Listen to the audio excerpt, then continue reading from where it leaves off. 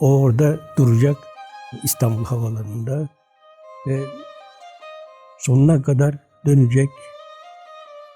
İnsanlar bakacak, değişecek. İnsanlar değişecek ama o orada duracak. Bu çok çok çok önemli bir şey.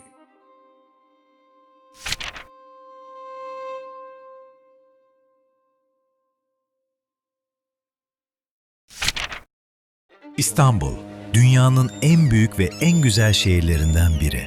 Bu kadim şehir, yüzyıllardır binlerce sanatçıya ilham oldu. Her köşesinde ayrı bir hikaye, her silüetinde eşsiz bir sanat eseri sakladı.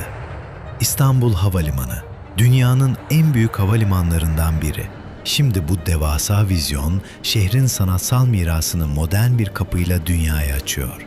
Yolculuğun ilhamla, sanatın gelecekte buluştuğu nokta, IGA Art. Burası sadece bir terminal değil, sanatın dünyaya açılan kapısı. Yolculuk burada bir varış değil, bir keşfe dönüşüyor. IGA Art, düzenlediği büyük ölçekli yarışmalarla sanatçılara kapılarını açarken, kazanan eserleri milyonlarla buluşturuyor. Burası, sanatın sınırları aşarak geleceğe uzandığı yer. Dünyanın en büyük havalimanı olmanın ötesinde dünyanın en iyi havalimanı yapma vizyonuyla çalışıyoruz. Dünyanın en iyi havalimanı olmanın önemli unsurlarından bir tanesi de kültür ve sanat alanında da misafirlerimize dokunabilmek. Yarışmaya gelen projeler arasında aslında çok ciddi bir rakam başvurusu oldu. Değerlendirmesi açıkçası çok kolay değildi bu kadar başvuru içerisinden. Aynı buradaki sirkülasyon gibi heykelin de kendi içinde hiç durmayan 365 gün 24 saat süren bir sirkülasyonu var. O yüzden hani bu havaalanı ile olan ilişkisi bizi çok heyecanlandırdı. Hayri Karay, yüzlerce başvuru arasından IGA Art yarışmasının kazanan ismi. Tabii sizin çalışmalarınız hem ilk önce figüratif çalışmalar, doğadan çalışmalar, daha sonra soyutlamaya gidiliyor ve heykelin hacim ve biçim unsurları öne çıkarak ve tarihsel şeyleri öne çıkarak çalışmalar yapıyorsunuz ve özgün bir şeyler arıyorsunuz aynı zamanda. Hayri Karay'ın eseri havalimanının en stratejik noktalarından birinde konumlanıyor. Gelen yolcu katında bagaj alım sonrası yolcuları karşılayan ilk sanatsal durak bu heykel. Buradaki bizim amacımız şuydu, bu kadar büyük ve kamusal bir alanın sadece işlevsel olarak bir havalimanı olmaktan öte aynı zamanda Türkiye'nin en büyük kamusal sanat alanı olmasını sağlamak.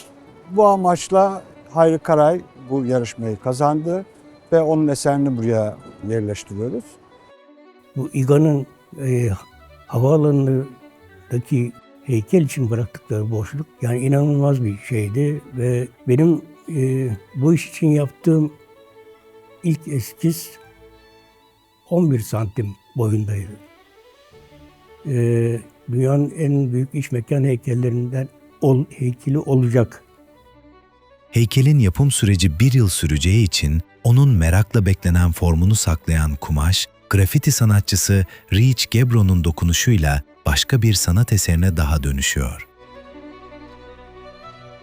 Bu projenin, evet sanat eserinin proje olarak var olması, seçilmesi işin bir tarafıydı.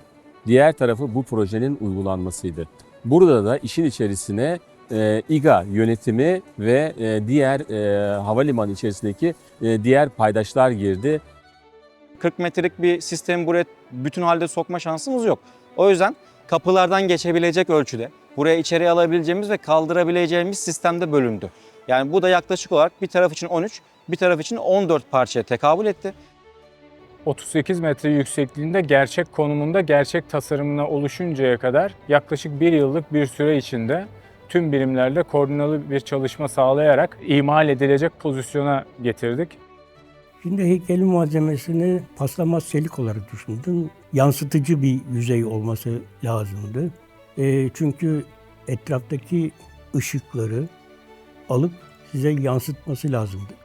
Paslanmaz kaplamalı yüzey gerek eserin kendi formu, gerek paslanmaz ayna yüzeye sahip olması dolayısıyla farklı zamanlarda farklı görseller içerecektir.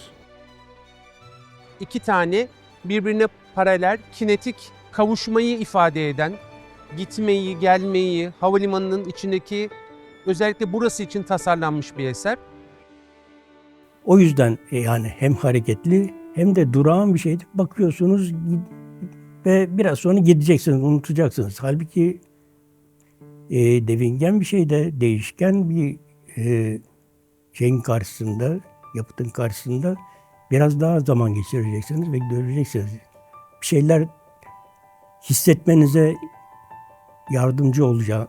Aslında buraya gelen her gün 10 binlerce kişi bu heykelden geçerken bir nevi bu heykelin kavramsal, fiziki ve estetik etkisi altında kalıyor. Bu heykel, bu bina, bu kurumun bir parçasıdır ama aslında hepimizin parçasıdır ve dolayısıyla Hayri Karay'ın çalışması kurumlarının sanata destek için değil, aynı zamanda kamusal alanda başarılı bir örnek olarak bence tarihe geçecek. Çünkü burada sanat sadece izlenen bir nesne değil, Anadolu'nun kadim ruhunun her bakışta yeniden doğduğu yaşayan bir süreç. Bu eseri insanlığa hediye etmekten İGA Art Yürütme Kurulu Başkanı olarak büyük memnuniyet ve büyük heyecan duyuyorum. Dünyaya armağanımız olsun.